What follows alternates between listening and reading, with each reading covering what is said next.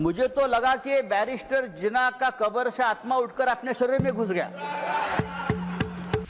हमें पहले लगता था कि हम सब मिलकर एक हिंदू राष्ट्र बना रहे हैं, लेकिन आपका भाषण ये आपके सब देखकर मुझे लगा आप हिंदू पाकिस्तान बनाने जा रहे हो। चिंता मत करिए, मैं हिंदुत्व भी पढ़ाऊं और सब कुछ पढ़ाऊं, और आप अभी नए मुल्ला बन गए हो हिंदुत्व के। अब गरीब मुसलमानों की बहुत चिंता हो रही है। अचानक इतनी चिंता हो रही है कि मुझे डर लगने लगा है, और मुसलमान भी डरे, हिंदू भी डरे हैं कि इतनी चिंता गरीब मुसलमानों की क्यों हो रही है। रिजू जी, मैंने आपका भाषण सुना, फिर गृह मंत्री जी का भाषण सुना। मुसलमानों की इतनी चिंता बैरिस्टर जिन्ना भी नहीं करते थे। बैरिस्टर मोहम्मद अली जिन्ना ने भी कभी इतनी चिंता मुसलमानों की नहीं की थी, वो आप कल से कर रहे हो। मुझे तो लगा कि बैरिस्टर जिन्ना का कब्र से आत्मा उठकर अपने शरीर में घुस गया। ऐसा मत करो।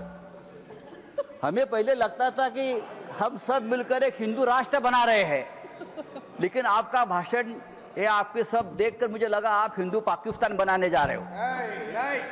ये सर, जिस तरह से ये आपने ये बिल जो आप लेकर आए हैं,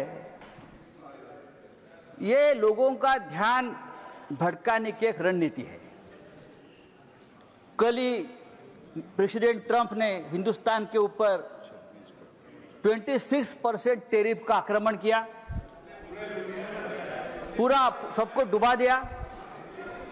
तो ये असली मुद्दा जो है, उसी दिन आपने ये बिल लेकर आए हो, उसी दिन डाइवर्ट करने के लिए, उसी दिन चर्चा होनी चाहिए थी कि ये बिल जो प्रेसिडेंट ने, जो ट्रंप ने जो टैरिफ लगाया, उसे हमारे देश के ऊपर क्या प्रभाव पड़ेगा, हमारी अर्थव्यवस्था गिरेगी, हमारा रुपया गिरकर मर जाएगा। ऐसी बहुत सी बातों का जो ध्यान जनता सोच रही थी, तो आपने ध्यान हटा दिया और हिंदू मुसलमान के मुद्दे पर वापस आपने ध्यान लाकर दिया। जब भी बेरोजगारी, महंगाई, आर्थिक मुद्दे आते हैं, तो आप इस प्रकार के धार्मिक मुद्दे लेकर आते हो और 2 दिन, 4 दिन, 5 दिन चर्चा आप कर लेते हो। सर, गरीब मुसलमानों की बात आप लोग कर रहे हो, करोड़ों गरीब मुसलमानों के हित की बात आप कर रहे हो।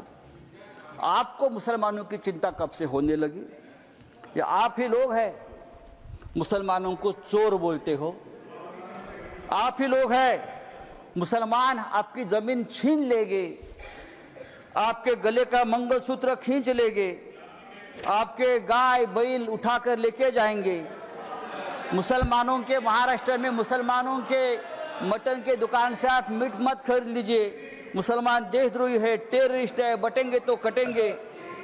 अभी आप लोग मुसलमानों की संपत्ति की चिंता कर रहे हो, आप लोग मुसलमानों की संपत्ति के रखवाले बने हो।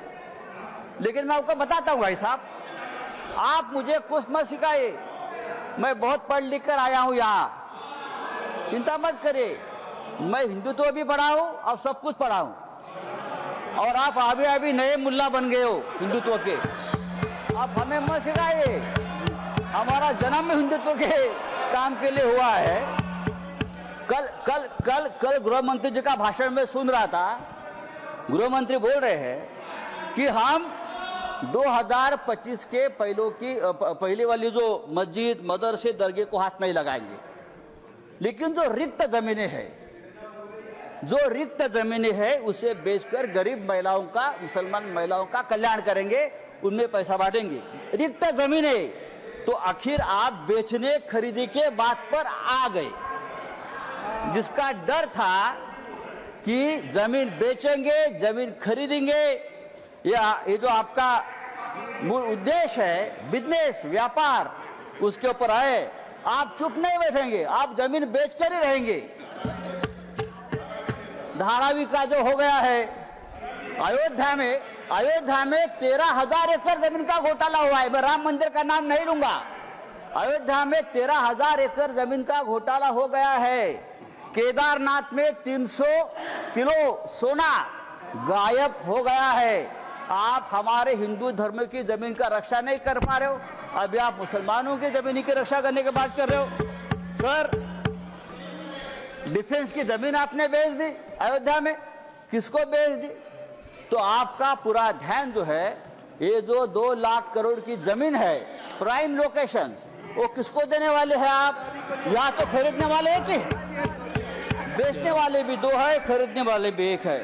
तब अगर आपको जमीन की चिंता है, अगर आपको जमीन की चिंता है, तो हमारे कश्मीर पंडित ही है, अब कश्मीर के हमारे पंडित भाई है, 40,000 कश्मीरी पंडित की अब तक जमीन नहीं मिली है, घर नहीं मिला है।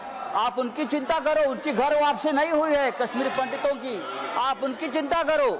सर, लद्दाख में चाइना घुसकर हमारे जमीन पर कब्जा कर बैठा है, 40,000 वर्ग किलोमीटर। आप हमारे चाइना के जो कब्जे में जमीन है, आप उसकी चिंता करो।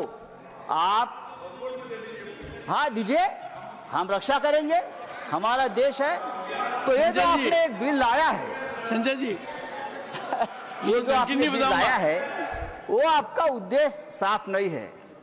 आप वो जमीन का व्यवहार करना चाहते हैं। अभी तो बड़ी बड़ी बातें, मीठी मीठी बातें आप करते हो, लेकिन आप व्यापारी लोग हो। व्यापारी लोग ऐसे ही करते हैं, मीठी मीठी बातें करते हैं और फिर ये सब बेचकर भाग जाते हैं। नीरव मोदी जैसे जो आपके ही लोग हैं, विजय मल्ल्या, मेहुल चोकसी भाई साहब। तो मैं आपको बोल रहा हूं, ये जो बिल लाया है, thank you Sanjay ji, thank you. ये बिल हमारे समाज के हित में नहीं है, हमारे देश के हित में नहीं है। आप फिर एक बार इस देश में तनाव पैदा करना चाहते हैं, फिर एक बार इस देश में दंगे भड़काना चाहते हैं, लेकिन आप ये धंधे बंद करो। धन्यवाद।